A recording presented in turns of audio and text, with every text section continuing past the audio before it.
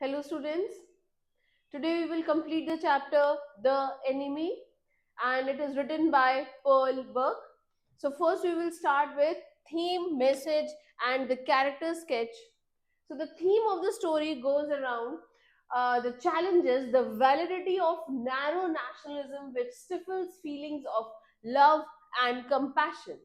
सो ये एक वॉर की कहानी है. सो वॉर में जब आपका एक प्रिजनर ऑफ वॉर है, मतलब यानी कि एक आपके जो वॉरियर है, जो एक सोल्जर है, वो वॉश ऑफ होके सी में से और उसकी टेरिटरी चेंज हो जाती है, right. He comes, he gets washed off by the sea to another country. और वहां पे उसके साथ क्या होता है, ये जो एनिमी है, ये अब आप दूसरी कंट्री में, एनिमी कंट्री में है, तो उसके बाद क्या होता है, it is all about that, right. Now Tom, जो वो मैंने आपको बताया, जो सोल्जर है वो कौन है, he is Tom, he is an American.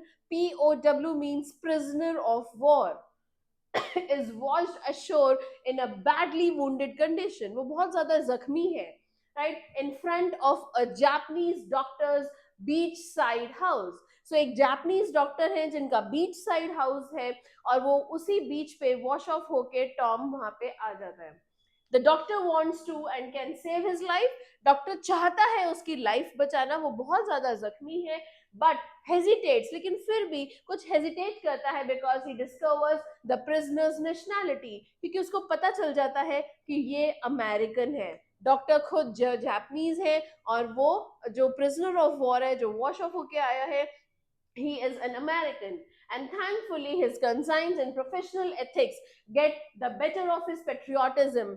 तो जो उसके प्रोफेशनल एथिक्स है, वो क्या कहते हैं कि यू बीइंग अ डॉक्टर, आपको नेशनैलिटी नहीं देखनी है. For you every human is a human being. तो आपको पहले क्या करना है, पहले आप एक ह्यूमन बीइंग अगर वुंडेड है तो आपका पहला जो फर्ज बनता है is to heal that, to treat that person apart from what nationality he is carrying, right. So जब उसकी वो कंसाइंस और जो प्रोफेशनल एथिक्स है वो बेटर होते हैं, अंदर से उसकी एक आवाज आती है, ठीक है.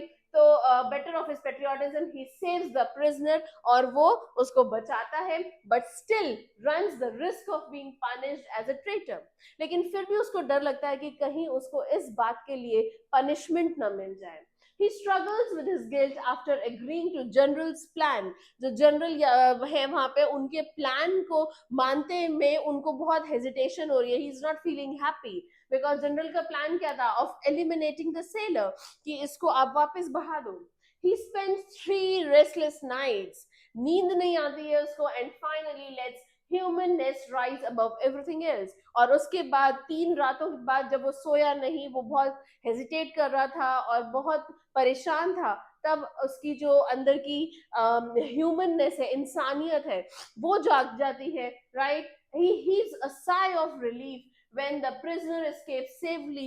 वो क्या करता है, उसको वहां से भागने में हेल्प करता है. तो उसको बहुत अच्छा लगता है जब वो उसको ठीक करके, ट्रीट करके, अमेरिकन जो प्रिजनर ऑफ वॉर है उसको वहां से भेज देता है. And keeps wondering why he couldn't believe himself to kill an enemy. He couldn't bring himself to kill an enemy. Thus the story underscores the illogicality of war. तो जो story है वो वॉर से जो ये इलॉजिकल स्टेटमेंट्स राइज होते हैं उसके ऊपर है. It also suggest that people of the world are inherently the same. इस दुनिया में सभी लोग सेम है, चाहे वो नेशनैलिटी से हमने उनको बांध दिया है, we are all bounded with those things, with those tags, but we all are human beings first. Hence, the best way to kill an enemy is to befriend him. और इसीलिए जो सबसे अच्छा तरीका है किसी भी दुश्मन को मारने का, कि उसको आप दोस्त बना लो, is to befriend him. Next, let's see the message. The enemy is a story unfolding many messages. It is an anti-war story that urges the reader to question. वो आपको परेशान कर रहे हैं, जो आपके ऑथर हैं, कि आप समझिए प्लीज, क्या समझना है, वैलिडिटी ऑफ कॉन्फ्लिक्ट्स, ये कितनी जरूरी है कॉन्फ्लिक्ट ओवर द टेरिटरीज, यानी कि बाउंड्रीज पे जो हम लड़ाई करते हैं, जो नेशनैलिटीज पे लड़ाई करते हैं, नेशन तेरा मेरा नेशन, उसकी कितनी जरूरत है. इट डी ग्लोरिफाइज वॉर, वो मना करता है कि वॉर सही चीज नहीं है, and awakens the feelings against the horrors of war.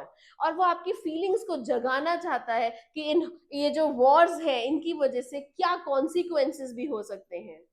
On another level, the story also conveys the message that if at all war becomes inevitable, one should not let the negative sentiments of hatred overpower the sensitivity of humanness.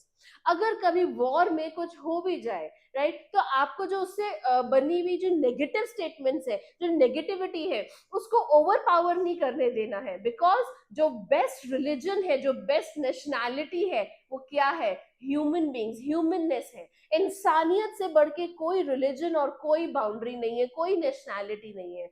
So first we all are humans. Humanness is the best religion that we can all act on, right? So the soldier at the front suffering the bullets should be treated as a human being first. So if अगर doctor को वहां पे कोई patient मिला है, अब कोई इंसान मिला है who is greatly wounded, उसको बुलेट्स लगी है, तो बिना देखे कि उसकी क्या नेशनैलिटी है और वो कौन है, आपका जो first thing comes first is to treat that human, right? And an enemy later, वो बाद में आपके लिए दुश्मन है, पहले वो एक ह्यूमन है जो जख्मी है.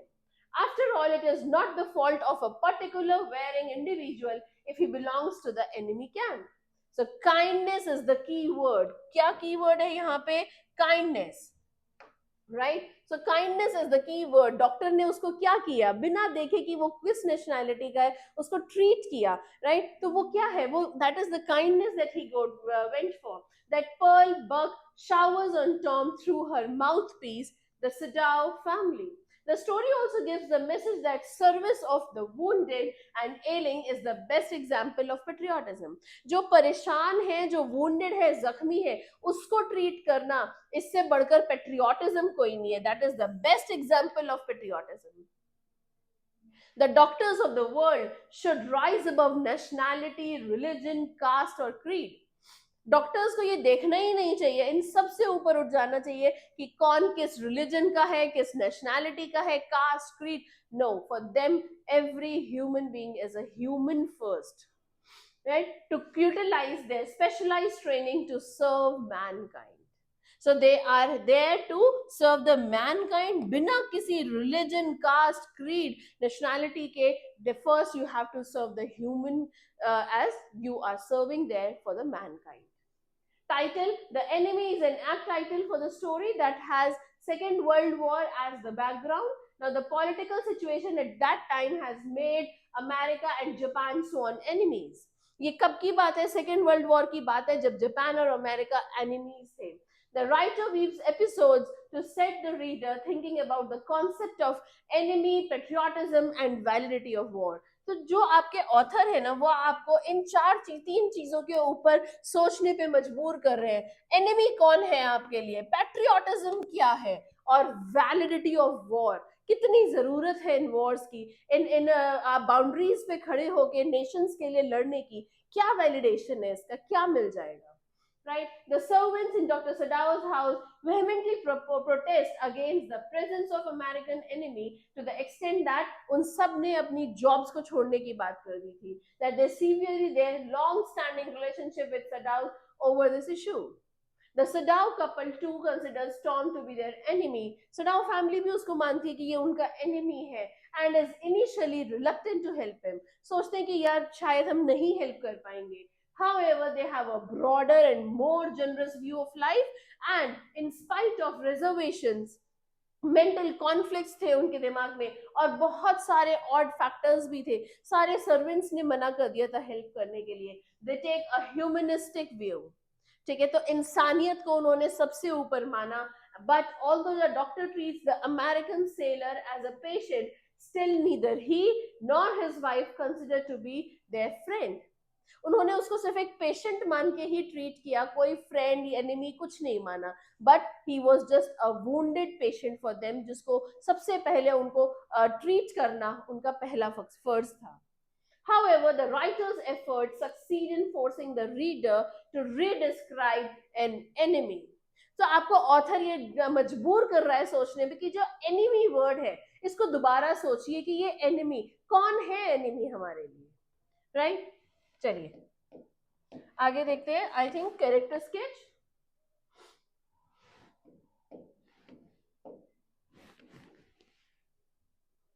ओके, तो सबसे पहले डॉक्टर सडाउस के father. Doctor Sadao's father loved his country and was very much a patriot. हर तरीके से वो एक पैट्रियट थे. Looking at the islands on the south seas, he would always tell his son that they were the stepping stones to the future of Japan.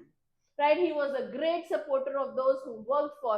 वो बहुत ज्यादा support करते थे उन सबको जो उनके कंट्री के प्रोड्यूस को बढ़ाने में हेल्प करता है, for increasing the produce of the country. He was a serious and stern man. वो बहुत ही सीरियस रहते थे हमेशा, ठीक है, और कभी भी ना जोक करते थे ना खेलते थे, but always a very serious man. However, he took indefinite pains regarding Sadao's education and sent him to America for higher studies. Right, उन्होंने उसको अमेरिका भी भेजा पढ़ने के लिए और बहुत पेन लिया था उनकी पढ़ाई के लिए. Doctor Sadao revered him and did everything his father said. उन्होंने डॉक्टर सडाओ ने उसके बदले में अपने फादर को पूरा सपोर्ट किया, जो उनके फादर ने कहा वो माना उन्होंने. Dr. Sadao take great care to honor his father's devotion to his culture, tradition by confirming Hana's Japanese origin prior to the marriage. उन्होंने अपने फादर का ही जो इंटरेस्ट था और नेशनैलिटी और वो सब देखते हुए, वो कितने पेट्रियट थे, उन सबको देखते हुए हाना से शादी करने से पहले भी उन्होंने उनका कल्चर और उनका जो कल्चर था उसको जानने की पूरी कोशिश की. Right, his father saw to it that the marriage was organized and arranged in the old Japanese style. His love of Japan and Japanese values becomes clear from the fact that he neither sat on a chair nor slept on a foreign bed all through his life. तो कैसे पता चलता है that he was highly patriotic? Doctor Sadao के father कितने patriotic थे, तो वो इसी से पता चलता है कि वो कभी भी चेयर पे नहीं बैठे और कभी भी वो किसी फॉरेन बेड पे नहीं सोए. राइट, सो इससे पता चलता है कि वो कितने ज्यादा अपने कल्चर को लेके, अपने कंट्री को लेके पेट्रियाटिक थे. Next, character sketch of general Takima. We couldn't be wrong to say about General Takima that for him, charity begins at home. Even though the Second World War was in its full fury, पूरी swing पे था Second World War, and a doctor with the caliber of Dr. Sadao would have been a boon for the wounded soldiers on the front. He was kept back only. मतलब doctor Sadao जैसे doctor बहुत उनके लिए फायदेमंद हो सकते थे, क्योंकि वहां पे जब वो वॉर में थे तो वहां पे ही they would have multiple soldiers जो वुंड होते. लेकिन जनरल टाकीमा ने क्या किया, उन्होंने उसको अपने लिए बचा के रखा डॉक्टर सडाओ को, बिकॉज उनको he was such a person कि सिर्फ अपने लिए सोचना है, अपनी कंट्री और अपने सोल्जर्स के बेनिफिट के लिए नहीं. सो व्हाट सीधे से कि मैं पहले आता हूँ. Right, so Dr. Sadao would have been a boon for the wounded soldiers on the front, but he was kept back only because the general needed his services. So like corrupt but powerful people, general was concerned only about his own well-being. Now that is why he remains unaffected by the sailor's escape, because the interest of his nation are the last thing on his mind. सबसे पहले क्या आता है, उसकी खुद की well-being. So his rumored wife beating episodes जो थे वो भी बताते हैं कि ये अपनी वाइफ को मारते थे. ऐसी स्टोरीज बहुत रूमर में थी, तो उससे भी पता चलता है that him making a representation of corruption. The general's usual sense of humor, however, generates the reader's interest. It is revealed when he talks about the German recklessness and the American sentimentality. His views about the doctors trained in Germany to consider, उन्होंने जो ये Germany में जो doctors train किए जाते हैं उसके ऊपर जो व्यूज दिए थे, that consider the operation successful even if the patient died, is interesting. तो वो ये बोलते हैं कि वहां पे तो अगर पेशेंट मर भी जाए उसके बाद भी दे डिक्लेयर कि ऑपरेशन सक्सेसफुल था. So ये सब भी उनके ह्यूमर को ऐड करता है, that how humorous he was. Right, next आता है कैरेक्टर स्केच टॉम खुद का, जो है POW, that means prisoner of war. So Tom appears to be a darling of destiny's eyes that saves him from all the odds. He braves the bullet, furious waves. वो bullets लगी होती हैं उसको पानी में, इतनी भयानक वेव्स हैं, पत्थर हैं बड़े बड़े, and is washed ashore in front of the duty conscious and a downright professional surgeon. Duty professional और डाउनराइट सर्जन किसके लिए कहा जा रहा है, डॉक्टर सडाओ के लिए. Right, this even the ruthless Japanese shore becomes his best friend. तो जो जापानीज शोर है जहाँ जो इतना रुथलेस था, कितना रिस्की था, फिर भी वो उतना हार्म नहीं कर पाए टॉम को. Torture, suffering, and hunger make him skeletable. But even in his unconscious state, he was a strong, indomitable will. तो कितना उसके साथ था, टॉर्चर हुआ था, वुंडेड था वो, भूख लग रही थी बहुत ज्यादा, he was starving, but still ये सब पैरामीटर्स होने के बाद भी he with his strong will he survived. Dr. Sadao's observations that the man has extraordinary vitality. Dr. Sadao के यही observations थी, and that this man will live in spite of all hint at his trait. Doctor Sadao यही traits उसके observe करते हैं कि उसकी जो स्ट्रॉन्ग विल पावर है वो कुछ नहीं होने देगी इसको, in spite of all the odds, जो भी परेशानियां उसके सामने आएंगी उसके बावजूद भी ये जी जाएगा, he will not die. Right? On gaining consciousness, he is rightly fearful as he knows he is in enemy territory. Full of genuine terror, he asked the doctor, "What are you going to do?" उसे पता था कि उसकी nationality बदल चुकी, sorry उसके जो boundaries हैं वो बदल चुकी हैं, बट फिर उसने डॉक्टर से जेन्युइनली पूछा, आप मेरे साथ क्या करने वाले हो? His remaining alive is nothing short of a miracle. Miracle से कम नहीं है उसका जी जाना, क्योंकि उसको इतनी चोट लगी हुई थी. The doctor acts as an angel for him. Doctor तो उसके लिए एक एंजल बन के आया and saves his life by making his escape possible. और उसकी जान वो कैसे बचाते हैं? क्योंकि वो उसको वहां से भागने में हेल्प करते हैं, and that's how they save his life. Character sketch of Dr. Sadao. He was a noble soul with exceptional qualities. Right? So noble soul, exceptional qualities of head and heart. मतलब दिमाग से तो वो तेज, he was an exceptional surgeon, लेकिन he had a kind heart too. Right? So he revered his father a lot, and his decision to wait for his future wife's pure lineage shows that. He valued his wife's opinion. तो father को भी बराबर इज्जत, और इधर wife के भी लिए भी बराबर उनके दिल में जो इज्जत है. इंस्टेंसेस लाइक सीकिंग हर अप्रूवल, उनसे अप्रूवल लेना से पीओडब्ल्यू को अपने घर लाने से पहले, bringing the wounded prison in and accepting her suggestion about revealing the Americans' presence to the servants. Right कि हम इसकी जो नेशनैलिटी है उसको सर्वेंट्स को रिवील कर देते हैं. ये बात जब वो अपनी वाइफ से डिस्कस करते हैं, पूछते हैं उससे पहले, तो ये भी हाईलाइट करती है उनकी इन क्वालिटीज को. His exemplary scientific prowess is reflected by the fact that he was perfecting a discovery. जो उनके काम को लेके भी उनकी एक परफेक्शन थी. Right? It aimed at rendering wounds absolutely clean. वो बार बार बोलते हैं कि जो wounds है उनको बहुत अच्छे से क्लीन करना है. तो उनका परफेक्शन, जो काम करने का स्टाइल है, वो भी एक डिपिक्ट करता है इससे. The general's unfailing faith in his skills speak volumes for his efficiency. As a surgeon, he was very meticulous. He was highly meticulous, मतलब बहुत अच्छे थे अपने काम में. The precision with which he extracts the bullet from the wounded man's body is remarkable. जितने precisely वो body में से बुलेट्स निकालते हैं वो भी मतलब तारीफ के काबिल है. The restlessness he experiences towards the end of the story while waiting for the elimination of the prisoner reflects his tender heart. His helping the prisoner in escaping further exalts his goodness. जब वो prisoner of war को भगाने में help करते हैं, वो भी अपने आप में इनकी अच्छाई बताता है. The servants returning after the departure of the American proves that people had immense regard for him. Servants भी उसके जाने के बाद, टॉम के जाने के बाद जब वापस आ जाते हैं, तो वो भी बताता है कि उनके दिल में डॉक्टर सडाओ के लिए कितना रिगार्ड है. Okay. Next, the character sketch of Hannah. So Pearl Burke projects her own concept of an ideal woman. वो अपना ही जो concept है ideal woman का, वो हाना में देख रही है. ठीक है, हाना से the Hannah's complete devotion and honest commitment is reflected in the duties she dispenses as a perfect homemaker, capable of switching over to any role with ease. वो एक perfect homemaker है, लेकिन बहुत ही ease से हर role में switch over कर जाती हैं. This speaks volumes about her character traits.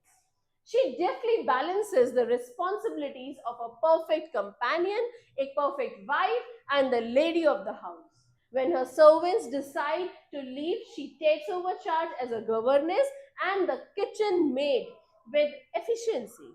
She takes a balanced and human view about the wounded American. वो एक बैलेंस व्यू लेके सोचती है, कोई बायसनेस होके नहीं कि इस अमेरिकन वुंडेड पर्सन का क्या करना है. She takes a okay.